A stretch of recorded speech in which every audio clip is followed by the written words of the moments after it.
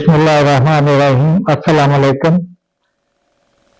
ये social media पे मैंने अक्सर एक शोर सुना है ब्रॉयलर के बारे में कि ब्रॉयलर जो है वो उसको हार्मोन के इंजेक्शन लगते हैं और ब्रॉयलर बहुत तेजी से ग्रो करते हैं, इसमें कोई इश्यूज हैं और ये बीमारियों का गढ़ है। तो इसको मैं थोड़ा सा वाज़ेह आज करूंगा। कुछ वीडियो इसके ऊपर बनी है लेकिन मैंने मुनासिब समझा कि मैं भी इस पे कुछ बात करूं। इसके साथ मैं ये चाहूंगा कि आपको सही सूरत हाल बताऊं कि अगर मैं कोई इसमें इशू है तो वो है क्या, दुनिया उसके बारे में क्या कह रही है और कर रही है, और हमें भी वो चीजें करने की जरूरत है। लेकिन इसके साथ साथ हम ये भी देखेंगे कि क्या हमारे कुकिंग मेथड जो हम फ्रीजर में फ्रीजिंग कर लेते हैं उससे वो मसला हल हो जाता है या नहीं होता। तो ये बेसिक मेरे ऑब्जेक्टिव्स हैं जिनके ऊपर मैं बात करना चाहूंगा और उम्मीद है आप लोगों को ये बात पसंद आएगी और आप इसको बड़े गौर से सुनने की जरूरत है। तो चलिए शुरू करते हैं। जी, तो अब हम देखते हैं कि ये ब्रॉयलर बना कैसे है।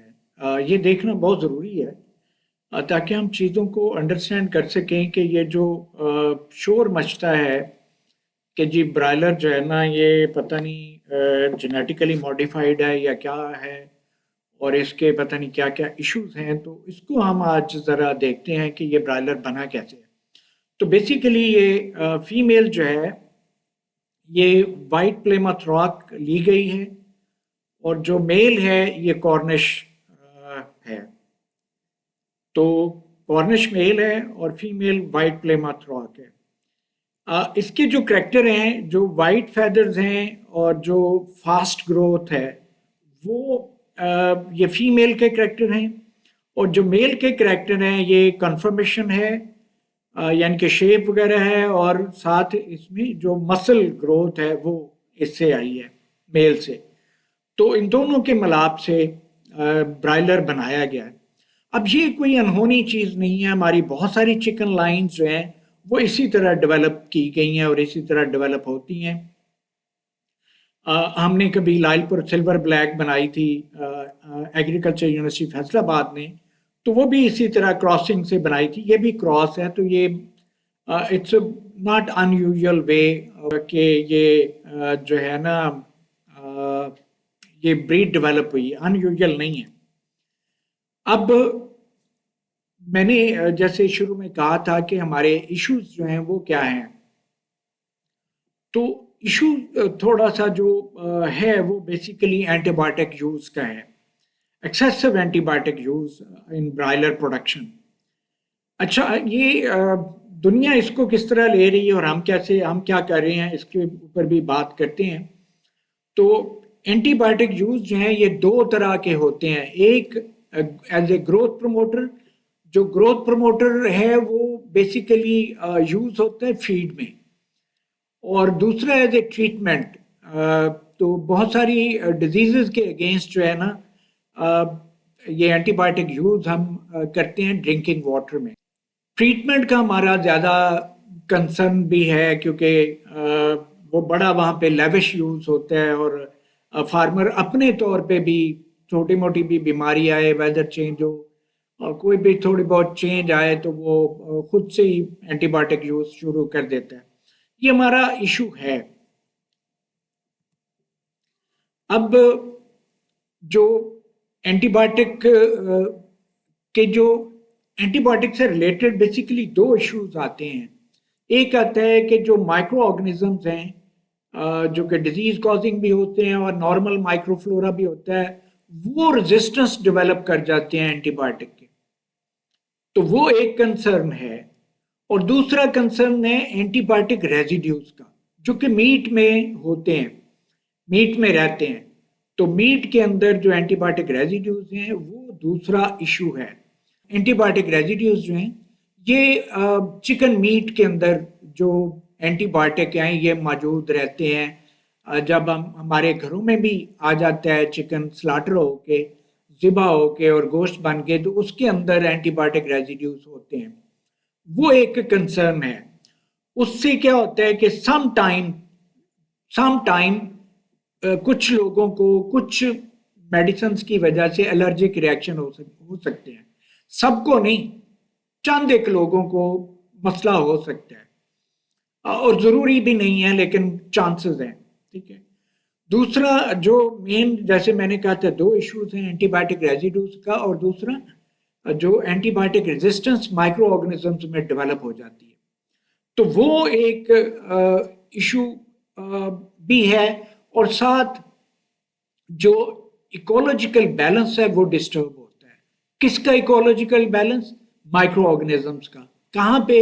چکن کے اندر، اور جو چکن ہاؤس انوائرمنٹ ہے وہاں پہ، یہ دونوں جگہ پہ یہ ڈسٹرب ہوتا ہے، جو micro organism, micro flora, micro biota جو جسے ہم کہتے ہیں، تو وہاں پہ ڈسٹربنس آتی ہے، امبیلنس کریٹ ہو جاتا ہے، کیونکہ جو اینٹی بایوٹک کا یوز ہے وہ ایز اے گروتھ پروموٹر ہو یا ایز اے ٹریٹمنٹ ہو، وہ کیا کرتے ہیں کہ چکن کے اندر بھی جو نارمل مائکرو فلورا ہے، نارمل مائکرو باٹا ہے، اس کو کل کر دیتا ہے۔ کچھ جو سینسٹیو آرگنزم ہوتے ہیں جس سے جو اینٹی بایوٹک کو سینسٹیو ہوتے ہیں وہ کل ہو جاتے ہیں، اور جو ریزسٹنٹ ہوتے ہیں وہ کل نہیں ہو پاتے۔ اس سے کیا ہوتا ہے؟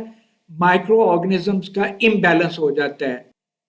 اور اس میں مین ایشو کیا ہے کہ جو ریزسٹنٹ آرگنزمز ہیں یہ جب انوائرمنٹ میں جاتے ہیں، چکن ہاؤس انوائرمنٹ میں جاتے ہیں، تو یہ وہاں پہ پھر یہ فیکل مٹیریل کے ساتھ اور ادروائز یہ جب انوائرمنٹ میں ہوتے ہیں تو یہ اوور ویلم کرتے ہیں، اور جو سینسٹیو آرگنزمز ہیں وہ مر جاتے ہیں، کم ہو جاتے ہیں، ان کی تعداد کم ہو جاتی ہے۔ یہ کیا کرتے ہیں پھر؟ یہاں سے یہ مائکرو آرگنزمز کا آپس میں انٹرپلے بھی ہوتا ہے، وہاں پہ یہ جو ریزسٹنٹ مائکرو آرگنزمز ہیں وہاں سے ریزسٹنٹ جین جو ہیں یہ ٹرانسفر ہو جاتے ہیں دوسرے نارمل مائکرو فلورا کے اندر، اور سم ٹائم یہ ڈیزیز کازنگ جو آرگنزمز ہیں ان میں بھی یہ جین ٹرانسفر ہو جاتی ہے۔ وہ ڈیزیز کازنگ ایجنٹ پولٹری کے بھی ہو سکتے ہیں، وہ ڈیزیز کازنگ ایجنٹ ہیومن کے لیے بھی ہو سکتے ہیں، تو چانسز دونوں ہی ہیں۔ تو وہ ایک ایشو بن سکتا ہے، جنرلی نہیں ہوتا لیکن بن سکتا ہے، میں یہ کہنے کی بات کر رہا ہوں۔ اور اینٹی بیکٹیریل ریزسٹنس جو ہے یہ ڈیفینیٹلی بگیسٹ ایشو ہے۔ اب یو ایس ڈپارٹمنٹ جو ہے food and drug administration FDA، وہ کیا کہتا ہے؟ وہ کہتے ہیں کہ 21st سینچری میں جو اینٹی بایوٹک ریزسٹنٹ پیتھوجن ہے they are going to become the biggest health issue. اب میں نے کہا کہ دو طرح کے یوز ہوتے ہیں اینٹی بایوٹک کے، ایک as a growth promoter antibiotic use ہوتے ہیں، اور ایک ایز اے ٹریٹمنٹ۔ جو گروتھ پروموٹر ہے یہ گٹ مائکرو باٹا میں ہم نے پہلے بات کر لی ہے کہ جو ریزسٹنٹ سینسٹیو آرگنزمز ہیں وہ کل ہو جاتے ہیں، اور ریزسٹنٹ آرگنزمز جو ہیں یہ زیادہ ہو جاتے ہیں، تعداد میں بڑھ جاتے ہیں، کیونکہ دوسرے رہتے ہی نہیں ہیں اور یہی رہتے ہیں تو پھر یہ زیادہ ہوتے ہیں۔ اور دوسرا یہ بھی دیکھا گیا ہے کہ جو ورکرز پولٹری ہاؤس میں کام کرتے ہیں ان کا جو مائکرو باٹا ہے ان میں بھی ریزسٹنٹ مائکرو آرگنزم جو ہیں وہ زیادہ ہو جاتے ہیں، اور جو سینسٹیو آرگنزمز ہیں وہ کم ہو جاتے ہیں یا مر جاتے ہیں یا ایلیمینیٹ ہو جاتے ہیں۔ اور یہ میں بات کر چکا ہوں ٹرانسفر آف جینز کی۔ تو بیسیکلی جو کنٹینیوس یوز ہے اینٹی بایوٹک کا وہ ایز اے گروتھ پروموٹر ہو یا ٹریٹمنٹ کے لیے ہو، دونوں صورتوں میں جو سینسٹیو آرگنزمز ہیں وہ کل ہو جاتے ہیں، اور جو ریزسٹنٹ آرگنزمز ہیں، جو مائکرو آرگنزم جن اینٹی بایوٹک کو ریزسٹ کرتے ہیں ان کی تعداد جو ہے بڑھ جاتی ہے، اور یہ کیا کرتا ہے؟ ایکولوجیکل امبیلنس کریٹ کر دیتا ہے۔ اب یہ جو ریزیڈیوز ہیں چکن میٹ کے اندر، جو ریزیڈیوز ہیں یہ صرف پاکستان کا پرابلم نہیں ہے، یہ گلوبل ایشوز ہے، اسپیشلی ڈیولپنگ ورلڈ کا یہ ایشو ہے۔ دنیا نے تو جو ڈیولپ ورلڈ ہے انہوں نے تو جو گروتھ پروموٹر یوز ہے اینٹی بایوٹک کا وہ بہت کم کر دیا ہے، آلموسٹ ایلیمینیٹ کر دیا ہے، وہ یوز نہیں کرتے۔ لیکن جو ڈیولپنگ ورلڈ ہے وہاں پہ ڈیزیز لوڈ بہت زیادہ ہے، تو وہاں پہ یہ کرنا پڑتا ہے۔ اب بہت سارے ملکوں میں یہ ڈرگ ریزیڈیوز آ رہے ہیں، ٹریٹمنٹ اینٹی بایوٹک جو as a treatment purpose use ہو رہا ہے وہاں سے بھی، اور جو گروتھ پروموٹر ہو رہا ہے وہاں سے بھی. تو یہ ایشوز بہت سارے ملکوں میں آ رہا ہے. ایجپٹ ہے، سوڈان ہے، تنزانیہ ہے، عراق ہے، نائجیریا ہے، ملیشیا ہے، پاکستان بھی ہے ظاہر ہے، ایران، پرتگال، چائنا، ٹرکی. تو ان کنٹریز میں اور بہت سارے ملکوں میں یہ ایشوز تو ہے کہ اینٹی بایوٹک ریزیڈیوز ہیں چکن کے اندر، یہ دیکھے گئے ہیں، بہت ساری اسٹڈیز میں یہ رپورٹڈ ہے. اب ہم نے یہ دیکھنا ہے کہ کیا یہ جو اینٹی بایوٹک یوز چکن میں ہوتا ہے، کیا یہ باڈی چکن جو ہے اس کی باڈی سے یہ کمپلیٹلی نکل جاتے ہیں، باہر نکل جاتے ہیں، وہ نہیں رہتے؟ اگر نکلتے ہیں تو یہ کتنی دیر میں نکلتے ہیں؟ تو جی ہاں، یہ نکل جاتے ہیں. اس کا ٹائم پیریڈ ڈفرینٹ ہے، ڈفرینٹ اینٹی بایوٹکس کا ٹائم پیریڈ جو ہے وہ ڈفرینٹ ہے، وہ ڈفرینٹ ٹائم پیریڈ پہ باڈی سے پوری طرح سے خارج ہو جاتے ہیں. اب یہاں پہ دو ایگزامپل دی گئی ہیں لیئر میں، موکسی سائیکلین اور ڈاکسی سائیکلین. تو یہ 12 سے 15 دن میں تقریباً 70% سے اباؤٹ 96% یہ تقریباً جسم سے خارج ہو جاتے ہیں، لیکن 12 سے 15 دن. اب کیا ہمارا فارمر جو ہے وہ 12 سے 15 دن اپنا فلاک کو روکتا ہے جب وہ ٹریٹمنٹ دے رہا ہوتا ہے تو پھر وہ مارکیٹ کرتے ہیں؟ تو یہ دونوں چیزیں ہیں، روک بھی لیتے ہیں، نہیں بھی روکتا.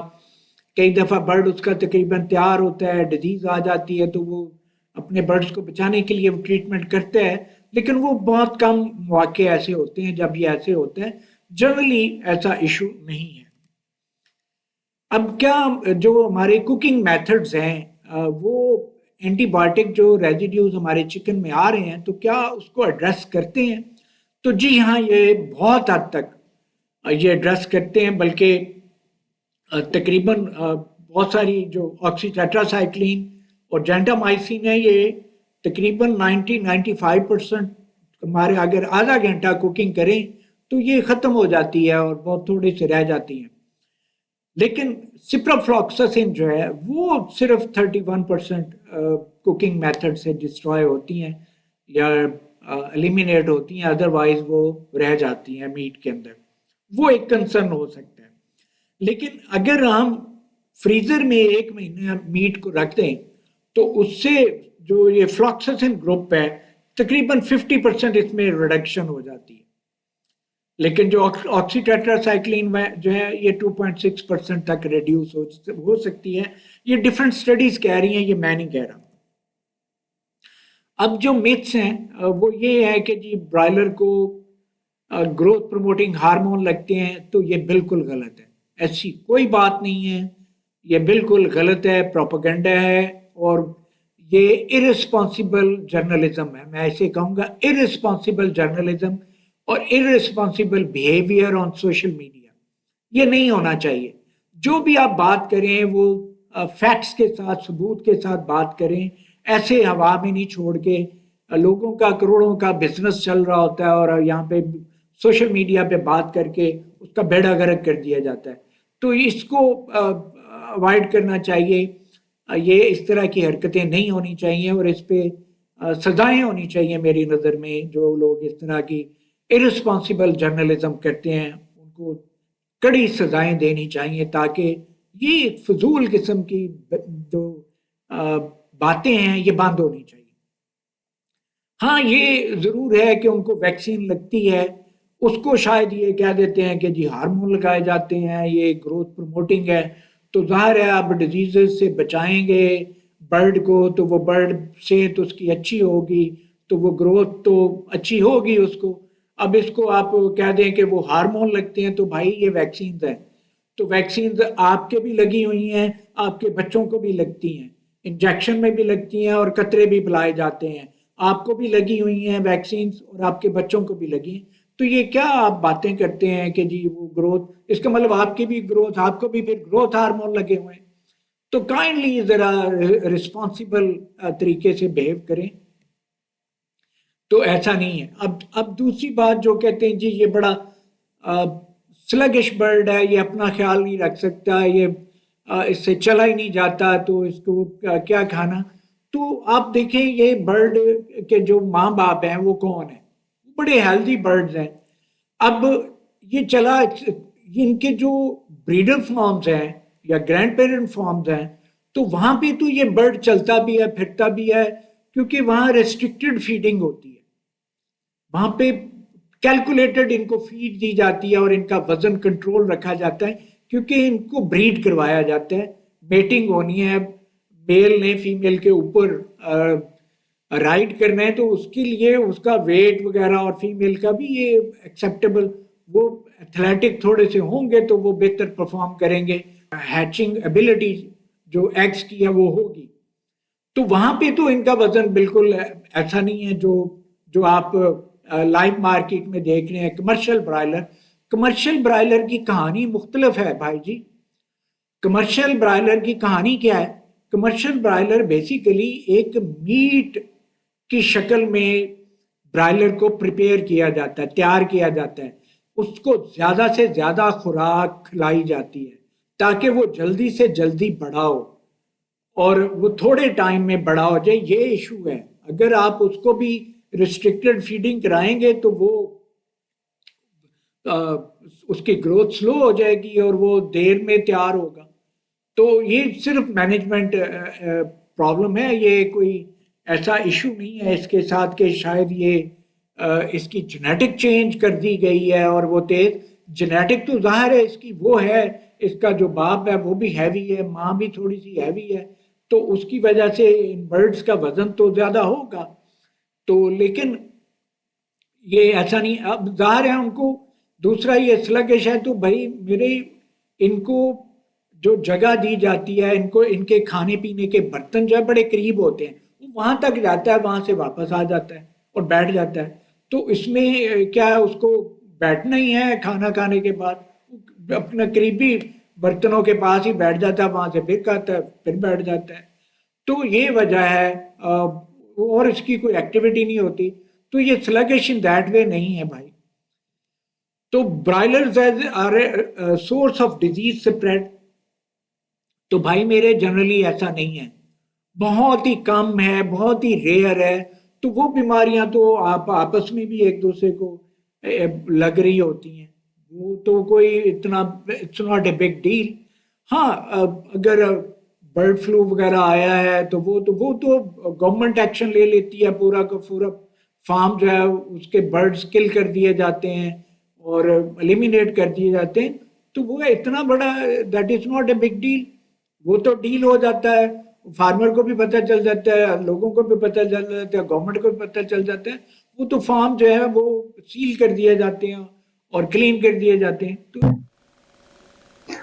जी, तो आज हमने देखा कि ब्रायलर के इश्यूज बेसिकली हैं क्या और वो कितना बड़ा इशू है। हमने देखा कुकिंग से भी एंटीबायोटिक रेजिड्यूज का इशू हल हो जाता है और फ्रीजिंग में भी हल हो जाता है, तो it's not that big deal. तो ये ऐसे ही इतना वायरला किया जाता है और बड़ी दुख की बात है, लोगों के बिजनेस को तबाह किया जाता है। ये वेस्टेड इंटरेस्ट होती है, ऐसा नहीं होना चाहिए।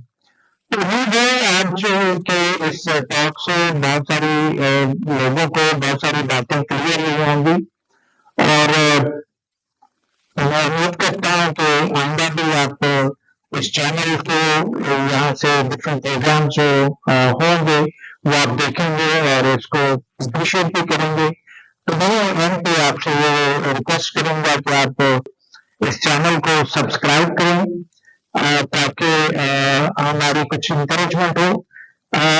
इंशाल्लाह नेक्स्ट टाइम एक और एक्साइटिंग टॉपिक के साथ आपके सामने हाजिर होऊंगा और बात करूंगा।